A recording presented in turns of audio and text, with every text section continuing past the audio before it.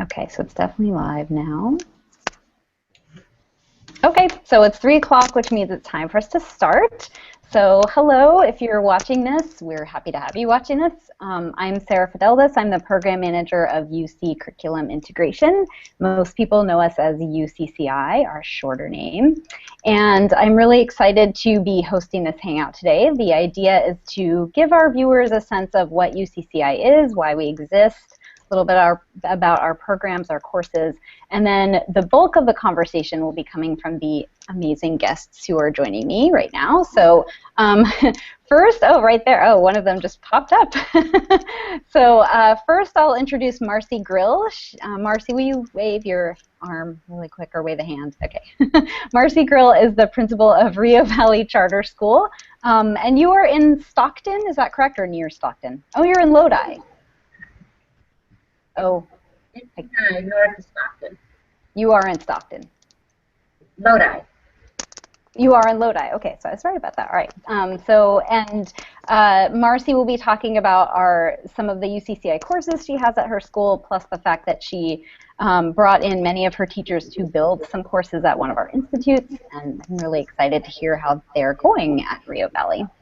Next, we have Donna Wyatt.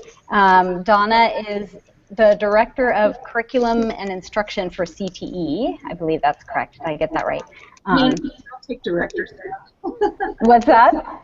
Manager, but I'll take director. Okay, well, as far as I'm concerned, you're a director. She works in Oakland Unified, also has done a lot of work with UCCI, and is working on availing herself of both of our programs this summer, both the institutes to create courses and then exchanges to help her teachers get prepared to teach some of our courses.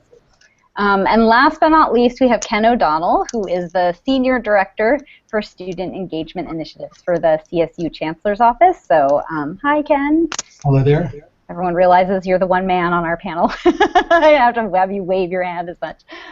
Okay, so to get started, the first thing that we're going to talk about, well, that I was going to introduce, is that UCCI is an initiative of the UC Office of the President, which is located in Oakland, and that we are housed in the Student Affairs Department. And within that department, we reside within high school articulation, which many people know is the unit responsible for reviewing high school courses for what is called A through G designation, meaning that they would meet the subject requirements for UC and CSU admission.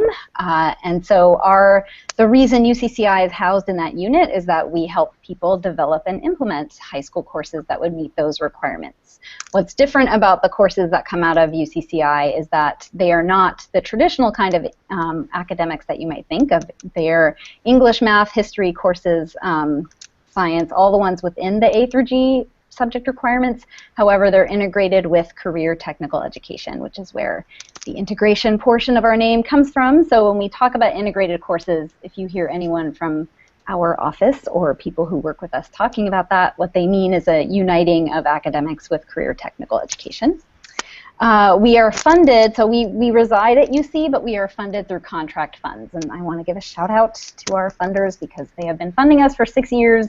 Our money initially came from SB 70, and then there have been many Senate bills that have replaced that and refunded us over the years, but the entity responsible for administering our funding is California Department of Education. They've been a really wonderful partner to us in this work, so we rely on them a lot, not just for the money, but we often pull in their staff for their expertise at institutes and things like that. So we're very, very grateful to them. So really quickly, because I want to get to our guests, but a quick summation of what we do, because a lot of the people who have been inviting people to this Hangout have been inviting people who don't know a whole lot about UCCI, which is great because those are the people we want to reach.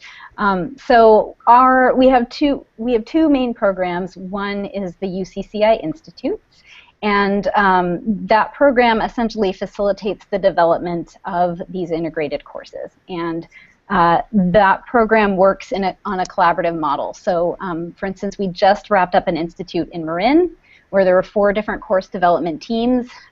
They developed courses. One was engineering integrated with art. So students who enroll in that course will get their F requirement met for visual and performing arts, but all of the projects are aligned with engineering. And it's an interesting course that the group put together because the way that the units talk to each other is to point out the relationship between form and function in engineered products. It's pretty interesting. And then there was also an engineering math class, things like that. So the UCCI Institutes, we help you gather your faculty together to put it in a less eloquent way, probably.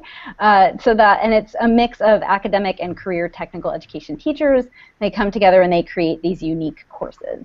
The really wonderful thing about the courses, besides the fact that they're incredibly creative, the faculty who participate with us, as you might expect, are often very ahead of the curve. They're very innovative and they're excited to do something different. So the courses come out and they're just super interesting and engaging, but they also are available to anyone who wants them. So once they get approved and go on our UCCI course catalog, they are then available for anyone to add to their A through G list. So that's the UCCI Institutes. And I'm going to be sharing some documents at the end of the Hangout that will help people remember this information and figure out which of our programs are useful and those kinds of things.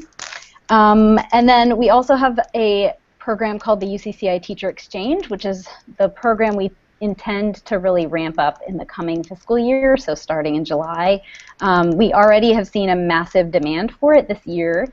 That program is to help teachers get prepared to teach a UCCI course. So teachers who have never, let's say they wanted to teach our applied medical English course, they would request a teacher exchange for that course. We try to get a critical mass of other teachers together who also are planning on teaching it, so that's not just one person getting prepared at the exchange. And we have a teacher exchange leader who works with them. So someone who has developed the materials for the first unit of that course, all of the instructional materials, and then that person leads the group through 2 days of developing further materials for that. So we have a lot of things that are going to be changing and growing more robust about that program, and I'm looking forward to that, but that won't be until our new fiscal year starts. So so that's us in a nutshell, I would say. So 307, I think not too bad, all about UCCI in 7 minutes. So I want to start off hearing from our guests, because people do not want to listen to me for an entire hour, I don't think. So Marcie, I want to start with you. Can you tell us a little bit, so as I said, you're principal of Rio Valley Charter School, and can you tell us a little bit about your school's mission and focus, even its history, if you want to talk a little bit about how it came about? So I'll have you start with that. Okay. Thank you, Sarah. Rio Valley Charter School is based in Lodi. We're authorized by Lodi Unified. We're a K-12. We have a little over 300 students. About half of them are high school age. This is our 6th or 7th year. This is my 2nd year in the director principal position. And our mission is, you know, we, as a charter school, we take whatever students come in the door. So our diversity is quite great for both ends of the spectrum of life. And our focus, one of the things I would like to say is that we added a tagline last year where achievement and creativity meet. And what we're trying to do is bridge that back in the art that we're seeing here in the San Joaquin Valley for all students. You know, it doesn't just have to be a select few that can get that opportunity. So our student population, we're kind of wonderful. We have probably a large percentage of Hispanic students, but maybe, by that I'd say maybe a third. So we have EL students that are participating in UCCI classes right now as freshmen. And let's see, what else can I tell you? We're about individualized education. Okay, so I actually have a follow-up to that. So you were talking about how, you know, the school right at its heart is that bringing art to people who might not always have access to that kind of education. So with that in mind, can you talk a little bit about the UCCI courses that you adopted for Rio Valley, and then I especially want you to talk about the two that your teams created at the Institute, because I think they're really powerful and interesting in the sense of the focus that you all took for them. Because they're not just what you might traditionally think of uniting English and art. There's an entrepreneurial focus that I think is really interesting. Thank you for that, because yes, I did my doctoral in entrepreneurship, in educational entrepreneurship, and I do like that we have that flavor there. Well, we are instituting for a 4-year pathway that our board approved. So right now we have all of our freshmen don't opt into language stage, which was an existing course. You would have to opt out. And we really came together as a team this summer after we wrote the 2 new classes about wanting to build our students up and scaffold them to be ready for what we were looking at for seniors. So with that, we do use the 11th grade, oh, now I'm not going to remember the name, the film class. Oh, Get Real. I think it's Get Real. Yeah. Get Real English Through Your Lens, one of our favorites. We use for our 10th graders because we do have a transmedia approach. And part of looking at all of why we did this is employability. And that you don't just go into theater or performing arts. Everyone thinks you're going to be famous and you're going to be the star. And I always tell students, I hope you are, and then remember to donate back to your high school. But there's so many more jobs in California related to the performing arts industry. And we're seeing so much more in Sacramento and the Bay Area, California overall, that are tying in social justice. Kind of coincided with us doing a lot of training and staff development with Museum of Tolerance and Social Justice concepts being integrated as well. So we built an 11th grade class that scaffolds into the 12th grade level, where they look at different nonprofit arts organizations and evaluate them and their role in the society, as well as then as a senior, they create their own as one of their projects. Along with that, they build professional portfolios. But I think the main part is the scaffolding and employability, that it's not just about in performing arts being a triple threat that we like to say. We actually stole this from another university we visited that has a social justice and performing arts major, that there is a 4th threat. And so we talk about, okay, you can act, you can dance, you can sing, but now you need to make a change. And that's a big part of our integration. And looking at that, there's arts therapy, there's local community theaters, there's all the outreach that can go into that. So it just kind of gave us a vehicle to practice what we already believed in and blend it into the courses through UCCI. Yeah, you put that really well, and I think the way that your teachers scaffolded those 2 courses, so that 11th grade one is all of the research, and then the 12th grade one is where they're setting up their arts nonprofit. It also just underscored the fact that if you want to be an entrepreneur, you want to open, even if it's not a nonprofit, if you're going to open something that's going to be a for-profit company, you don't just open it. There's like a lot of research that's involved, and it's a really nice and rich course the way that your teachers designed that. So on that subject of employability, I want to bring Donna into the conversation, because I think that Oakland Unified has a lot of changes that they're working on district-wide, and I would love for you to talk about some of the goals that you were trying to achieve through integrated curriculum, and also just in terms of high school graduation, but also employability, and what your underpinning is for this kind of work.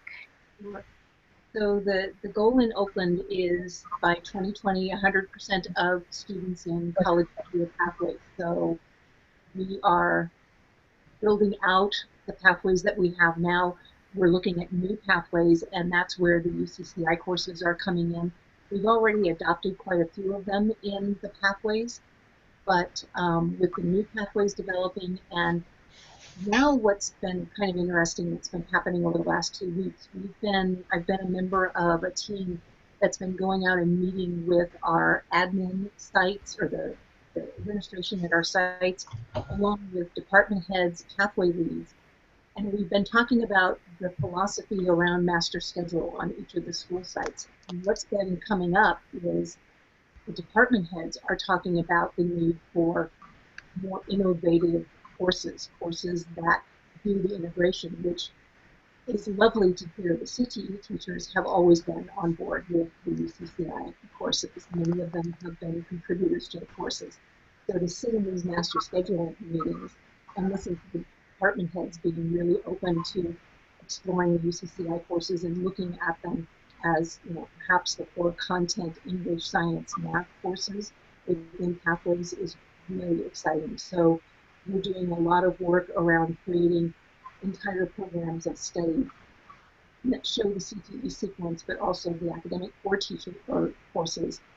And then we've also been doing a lot of work now with our Peralta Community College District under an MOU with the CPT grant and looking at dual enrollment courses. So it's really kind of a whole scope of work that has this program of study, and the documents are really kind of incredible when you see them, because it's the pathway, it's the dual enrollment courses, and then we're also linking in labor market data. What are the up and coming careers and industry certification? So it's really, really exciting. It's a whole lot of work, but it's really exciting. Yeah, and you're saying that your goal is to have everyone in Pathways by 2020. Yes. Are there pressing deadlines that are coming up that are daunting, or do you have kind of from now until 2020? I mean, it's 2020 sounds so far off. It's like only 4 years away. It's like, Yeah.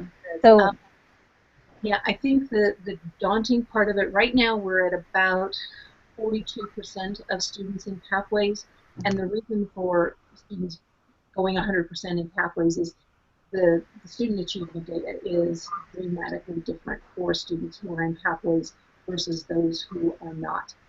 Everything for a student in a pathway is better. Their GPAs, their UC passing rates, their attendance, less discipline issues. It's just really clear that pathways are helping our students succeed in college and careers. So what we're doing now is trying to incrementally increase. I think the biggest concern that we have is making sure that there's equity in the pathways, that they are open to all students who have interest, figuring out where AP fits within the development of these pathways. That's a big issue. And then really kind of, where are all these teachers going to come from? There is a teacher shortage in this state, and that is a huge concern. It's come up at every single master schedule session that we've had in the last 2 weeks. Where are we going to find these teachers, particularly for tech ed teachers? Yeah, I think it's interesting. Actually, I'm going to bring Ken into the conversation in a sec, but I think kind of related to that, I guess, is there's so much. It's like not only is there a teacher shortage for the traditional quote-unquote courses, but we have, if you're going a pathway route with integrated courses, then that's a whole separate animal, because you need someone who is comfortable teaching an English course that's integrated with theater, or an art course that's integrated with engineering, and who is that person going to be? So Ken, I want you to talk a little bit, since Donna was talking about all of this pathway development, and you, even though you work in the CSU, I know that you've done a lot of work related to pathways, and so I'd love for you to talk about some of the things that you're seeing, especially in terms of like the bridges from high school into higher ed, because I think that's a lot of where your work is based. Yeah, good, thank you. And thanks for having me. This, as you say, we have a lot to learn from what's been going on at the secondary level. This talk about the three things, the pathways, as you just pointed out, but also that point of intentionally sequencing curriculum and equity are all, I think, ways of harvesting the real power of intentionally designed curriculum. And we have plenty of experience with that in higher ed, but in the lower division courses, the courses that students take when they're freshmen and sophomores, we've often let that take a back seat to questions of portability and transfer of credit, which is also important. There's a big access play to be had there when we make sure that the courses a student takes at a community college will count fully toward a degree at the CSU. And yet, what we'd like to do is move to a place where that transferability applies to courses that aren't just offered in isolation. That, in other words,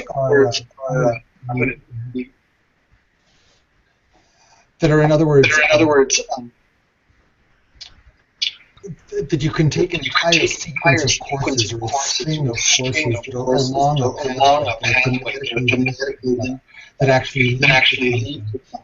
And the student can take those courses, and the package is recognized by any CSU for transfer credit. That would be the brass. And I think you're close to that UCCI work at the secondary level. We'd like to see, could we use pathways like that for the post-secondary level and for transfer credit in the general education. Do you want to mute? I think if you mute your volume helps. Not that I didn't appreciate hearing you in stereo.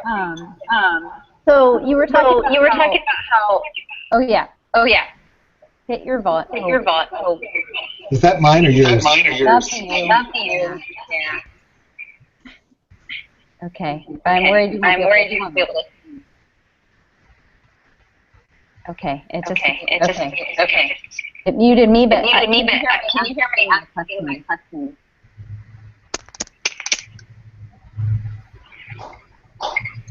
Okay, I'm not sure exactly, but when I mute, it continues to echo. Huh. That's strange, and I can't know what that is. And that wasn't happening earlier. Which is so bizarre. Okay. I keep saying Donna.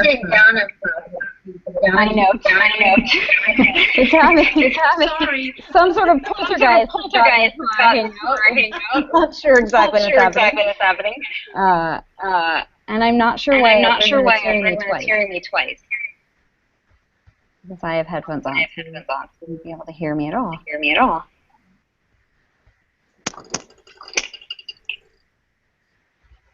Okay. You can't hear me anymore. Can you? I can hear you. Can you hear me now? Yes. Okay, perfect. But I can't hear any of you. But I'll turn that back on. So, Ken, you were talking about the I apologize to our viewers for all the craziness. I have not had this happen before, but we'll figure it out. So, portability of how necessary it is, but that you don't want that to come at the expense of being able to be essentially better prepared for a specific pathway. Can you talk a little bit about last year you had a grant called the Learning Pathway Grant. Can you talk a little bit about the work that was involved in that? Sure, will do. But first, let me ask Donna, can you try to mute your microphone?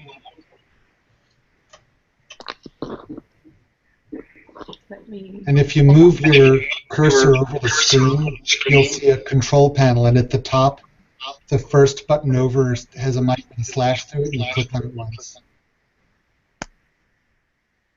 All right, I think that might cancel the echo. Did that help? Oh, there we go. Yes, it did. Okay, so you were asking about the linked learning pathways to the baccalaureate? Yes. So that diatribe I just subjected you to about the tension between portability and integrated curriculum is something that we're trying to address on a few different fronts.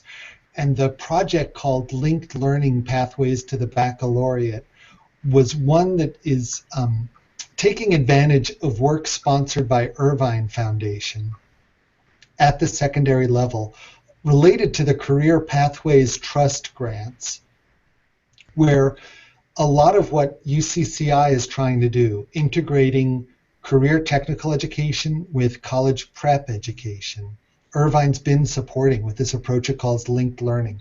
One of its 4 principles is work-based learning, an explicit focus on internships.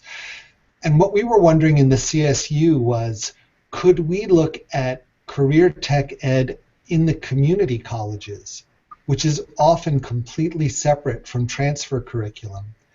And could we recognize transfer credit in CTE courses?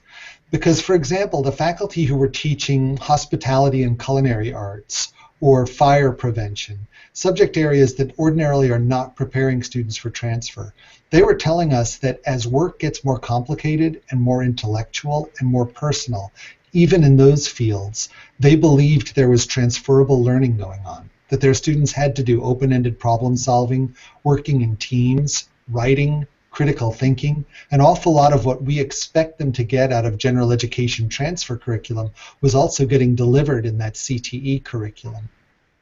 So that was the premise of that linked learning project. And then, as usual with such projects, what we learned as a result was a little bit different from what we expected. And I can go into that too, but I'm not sure if that was part of your question. It was a little, well, it was interesting doing our work on it because we helped East Los Angeles College. They had gotten one of the LLPC grants, and they essentially requested an institute from us, although the primary work was done through LAUSD's Linked Learning Office. So their institute brought together people from local community colleges, well, primarily East Los Angeles College, and then Cal State University, I guess CSULA, I think it was, yeah. And so it was really a wonderful thing to have that kind of participation that is the high schools and the community colleges and the CSU all together. So it was a really rich experience, but also brought a lot of complications, as you might expect, trying to work with those 3 segments. So, Marcie, have you done, you talked a lot about employability, have you done a lot of work with colleges in or near the area? That's probably one of the same challenges that we would have is the K-12 or high school boards of directors like to, they approve our CTE paths, and they like to ask about community college articulation. Well, the 2 classes we just created, and we went through a whole, created a certificate program and added in even CPR training for our students in the pathway. The challenge is that, they don't match up to a community college catalog, and that's always been the easy way. If you're going to offer and it's going to match the community college, then it's a win-win, easy slam dunk.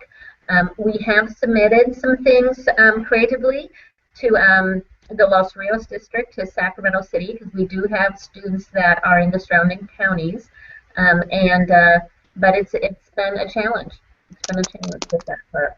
So a lot of our students do take community college classes already, but I think it's the match that's difficult to make.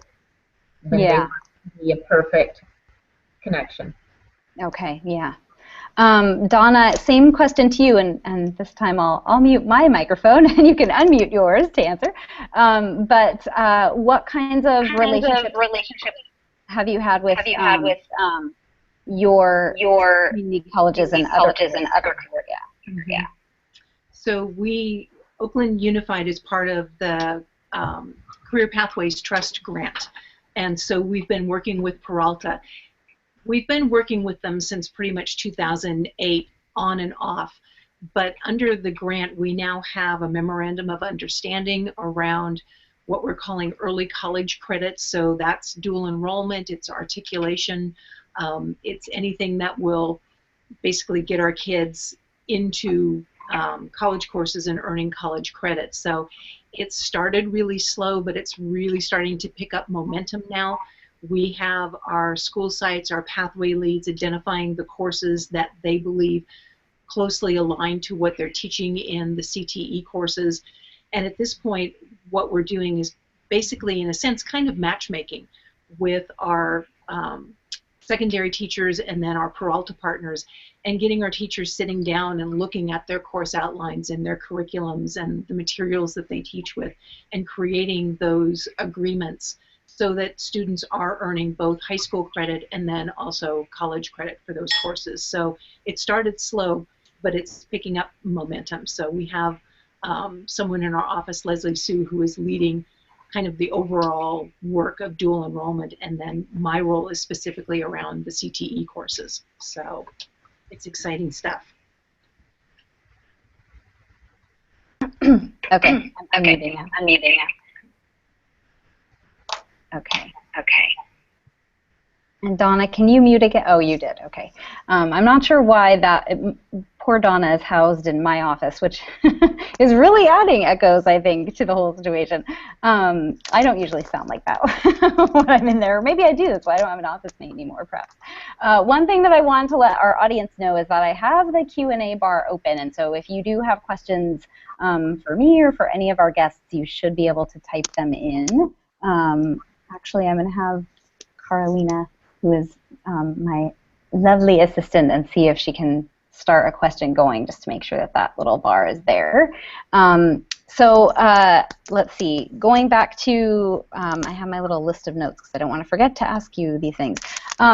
So in that case, Marcie, you, in terms of implementation, because one of the things that we definitely are asked all the time is who teaches your courses, because they are a mix of academic and career education. And so one of the first things that people ask us is who is allowed to teach them. So people frequently call me when they find our course catalog and they want to know who UC will allow to teach this course.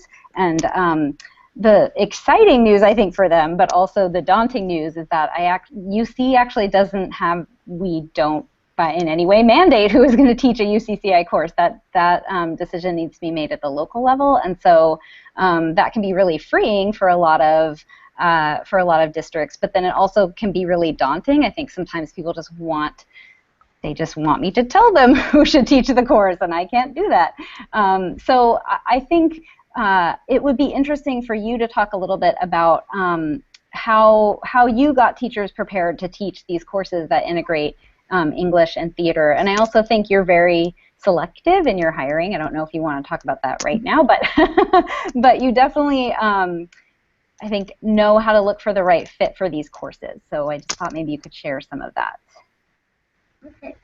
Well, gladly. Well, first of all, of course, I think it's important that when any hiring is done, that you want to find someone that's part of the same value structure and mission. And I'm always, I include that questions about integration and creativity and individualization in my, my original questioning of sorting through applicants for whatever they are.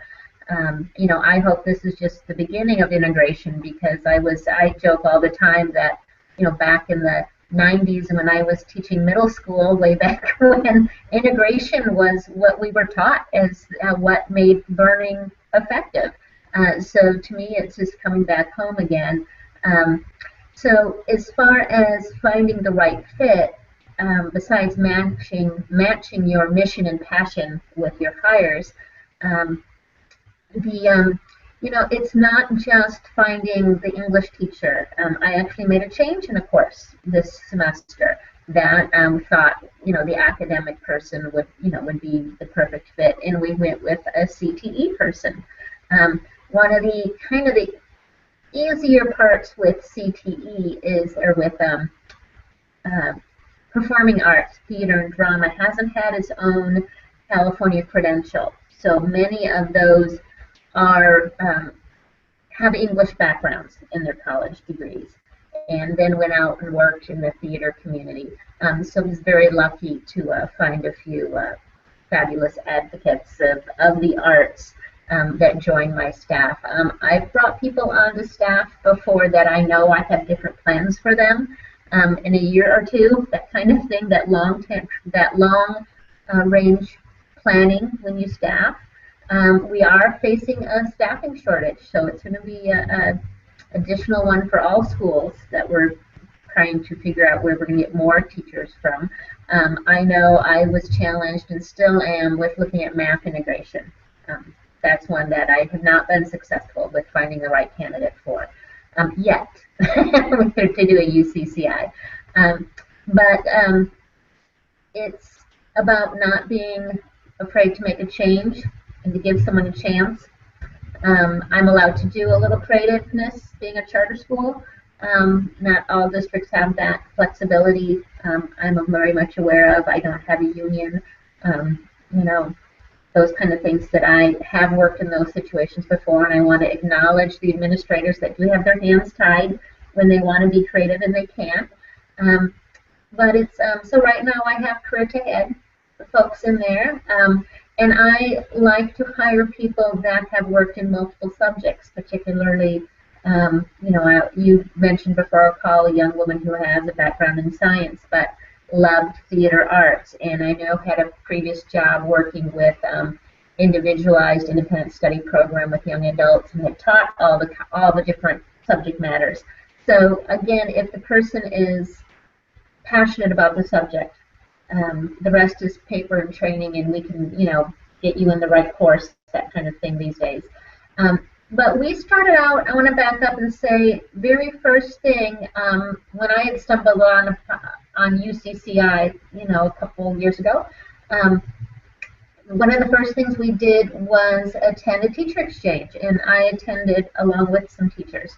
And I think that's very important for staff to see that you're committed to this as a school leader, that I don't teach the classes, but I'm going to support them, and I'm going to see what they are and be there to look for what kind of training and needs are done. Because we did write an SSP planning grant, and now we're working on an implementation grant, and some of my teachers have time in their schedule to work on some more curriculum that goes up on the CTE online this year.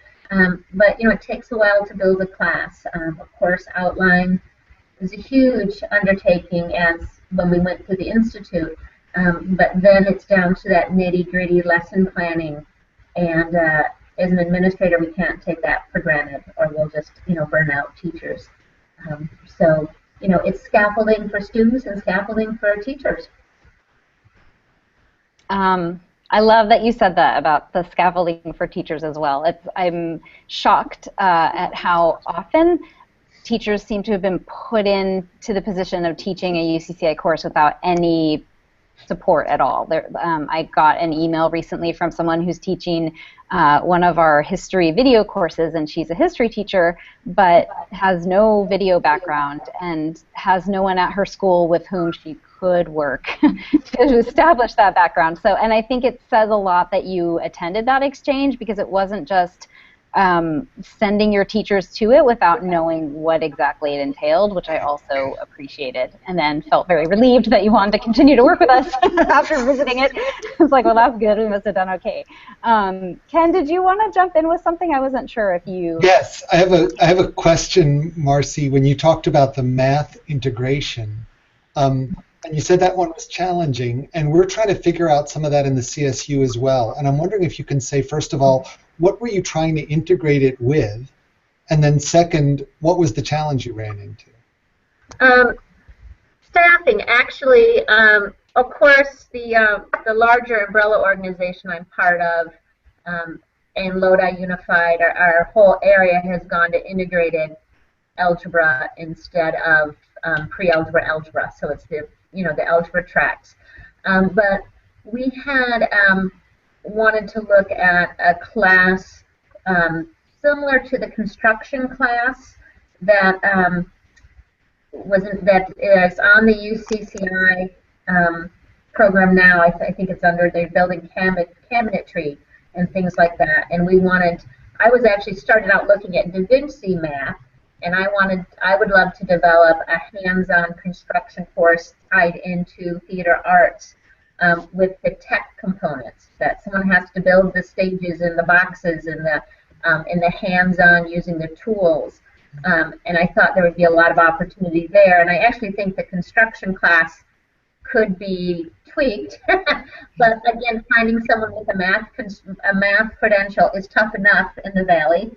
let alone finding one who might either want to do digital arts or feel comfortable partnering with the person. So that's another option, is to team teach. We just haven't gotten there yet in our not quite 2 years in this experiment. It sounds like it's also not off the table, right? Like you may get... Never. Good, good. Okay, speaking of math, I guess that's actually a good spot to bring Donna back in, because I think math is a huge struggle for everyone right now. And oh, Donna, I'm going to have you mute just until I'm done talking. Sorry. I'm so sorry that we're having all that echo. But math is such a struggle for everyone.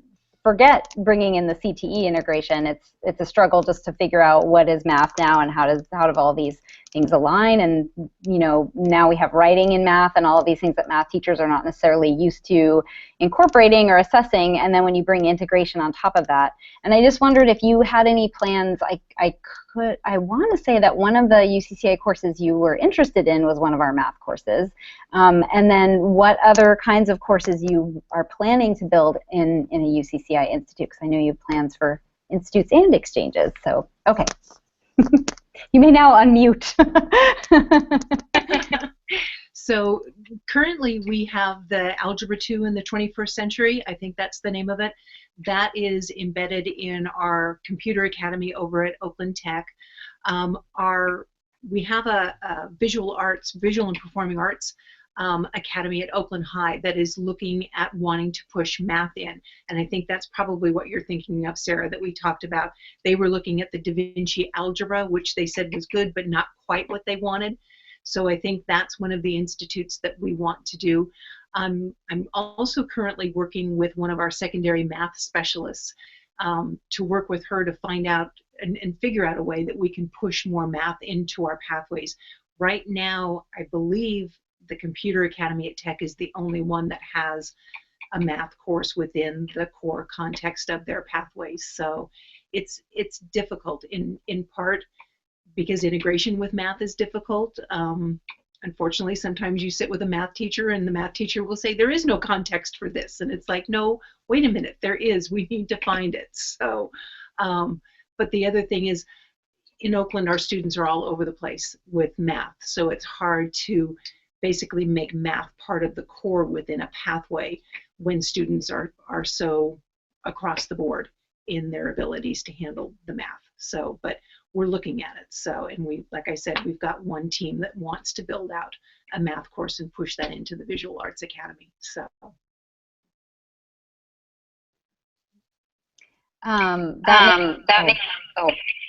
Wait, there we I was going to say that might be something then that Marcie could get in on if we have people who are, it may be possible for us to join forces so that at that institute there's maybe Marcie as a team there as well, or it's definitely, I mean, this is not going to be a surprise to you, Donna, that like you are not alone, that math is the really, really tough point for a lot of people, partly because students are all over the map generally. I mean, it speaks to a lot of things related to education in terms of us expecting people to learn everything at the same pace, which they don't, and then we wonder what to do with that information.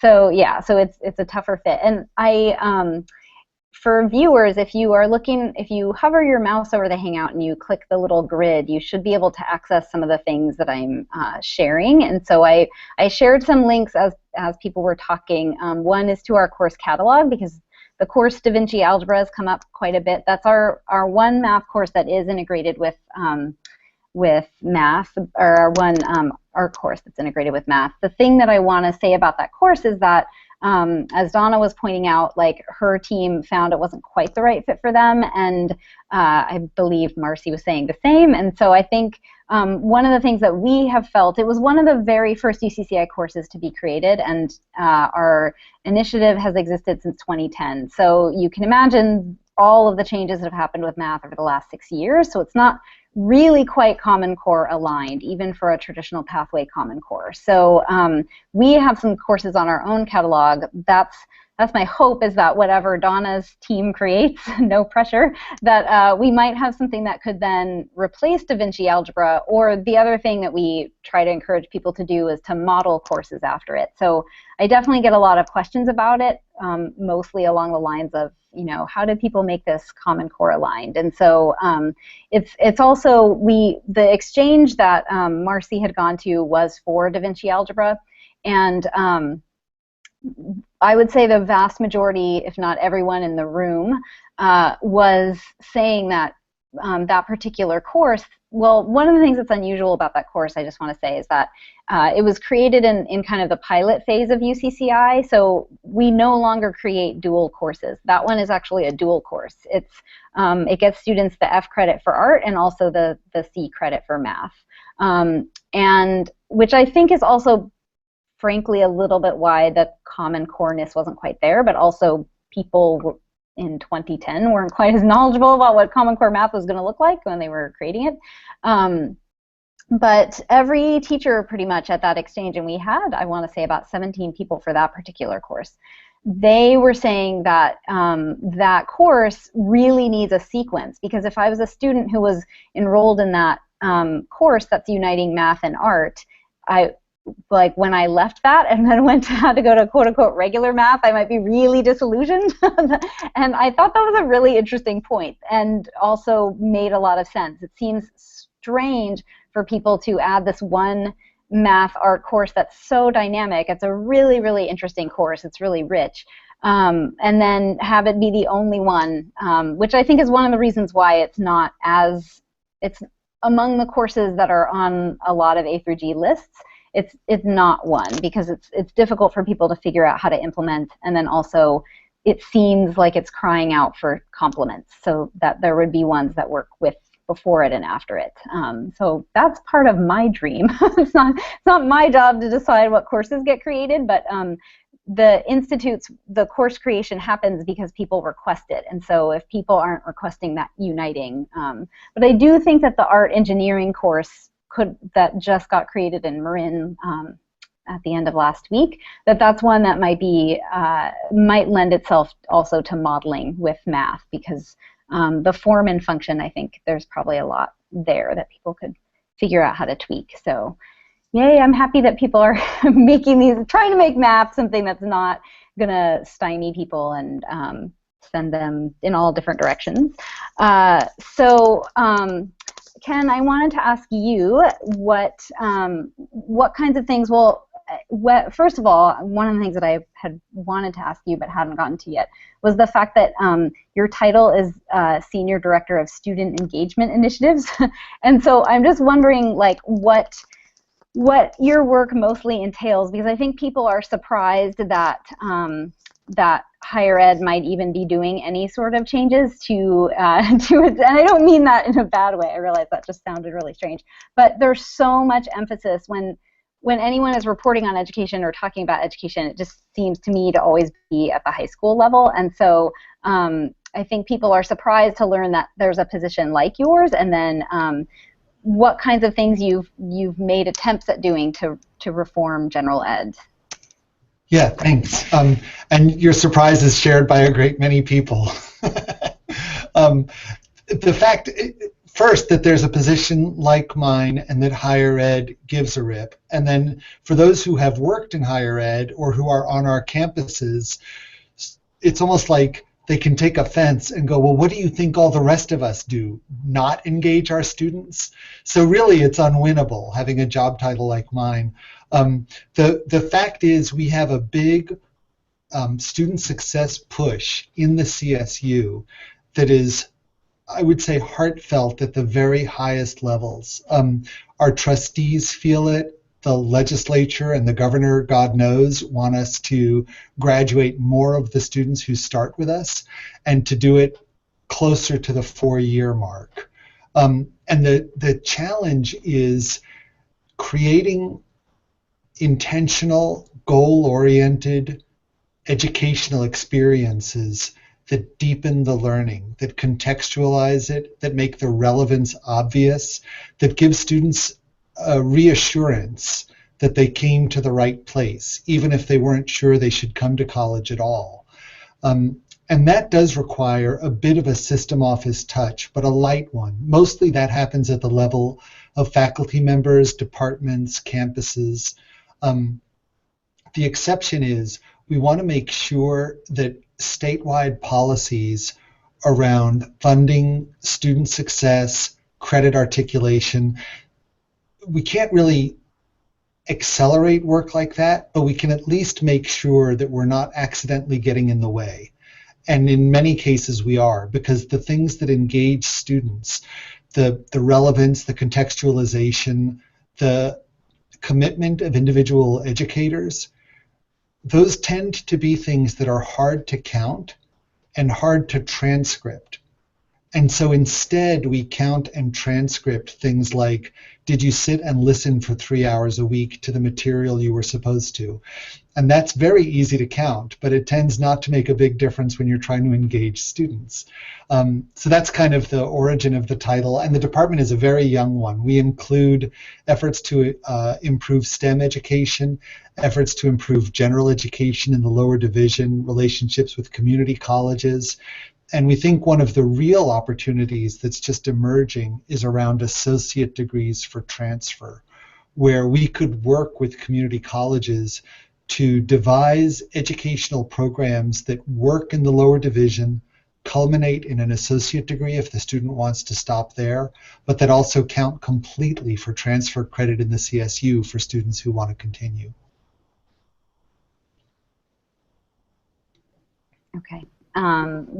Yeah, I think the transfer degree program is a really exciting one, and I think it has a lot of opportunities for contextualizing GE in a way that would, to me, a lot of the, I guess, innovation would probably start there, it just seems like, because if you are essentially having, let's say, a student who's getting an associate's degree in health science, it seems to make sense that the GE that they would take for that associate's degree would be contextualized within health science, so they would be taking math for health and healthcare, and that their English courses would be aligned in that way. So one of the things I guess I will share with our viewers is that I taught at San Francisco State for 10 years. I taught all the required writing classes, and there's lots and lots of ways that at least my portion of GE could be contextualized for any major, quite frankly.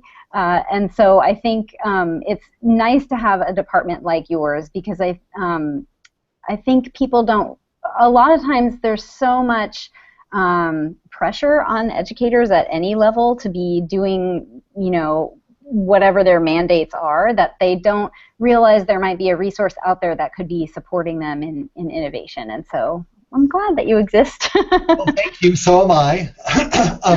But also, you know, the point that you were raising earlier about the math contextualization, and that we worry that if we put all the good stuff in the first year, or even before the first year of college, and then it's like, okay, now everything comes back off and it's back to the decontextualized, abstract, just learn these procedures. I feel like that would be a missed opportunity. It would be better to have the complementary upper division programs in mind too. But I also feel like it would still be a win. And that for the students, most of our attrition in post-secondary happens in the first 2 years.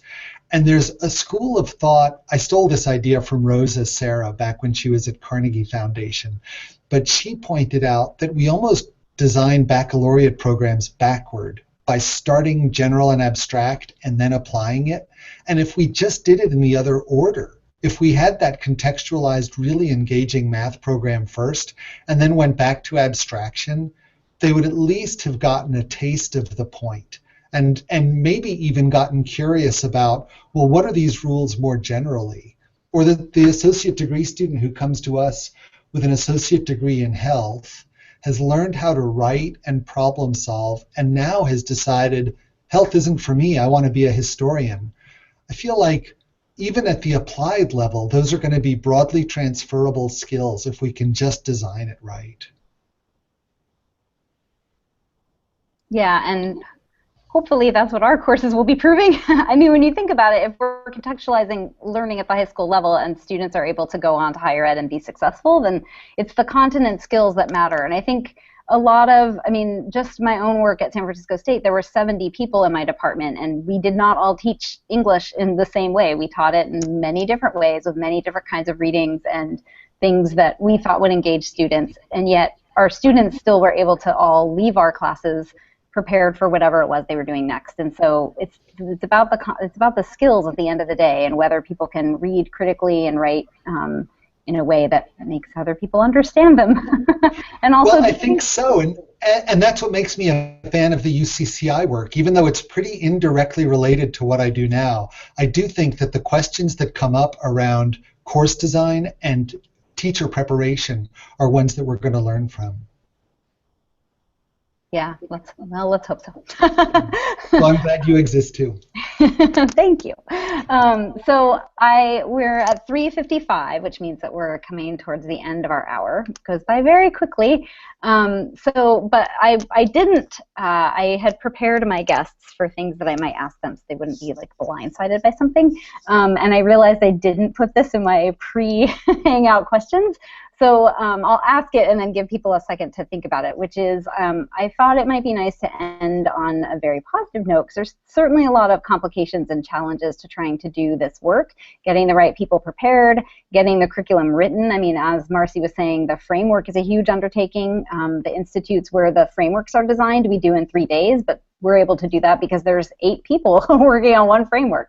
And then once the framework is done, you need all the instructional materials in the day-to-day. And so there's just a lot of reasons to be kind of intimidated by this work. So I was hoping that each of our guests would end on a success that they were really excited about as they have been either implementing courses or getting a school off the ground, as a lot of Marcie's work has been.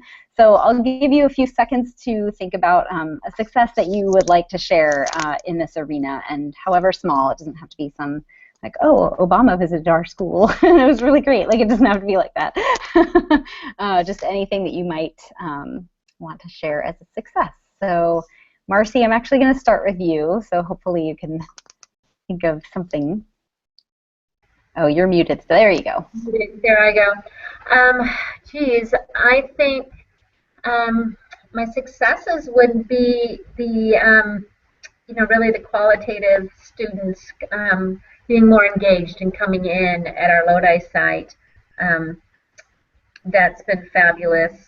The buy-in of the English language support staff on seeing the value of the class for English language learners.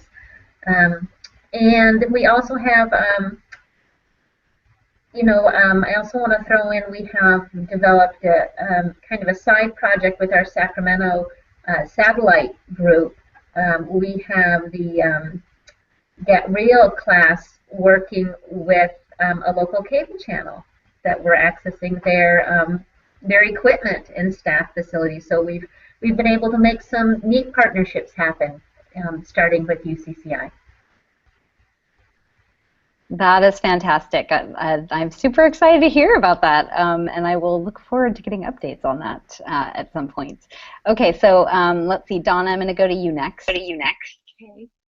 I think I probably already mentioned it, is just our department heads at our schools being open and willing to look at the UCCI courses for adoption as the core academic courses that are integrated with the context of CTE.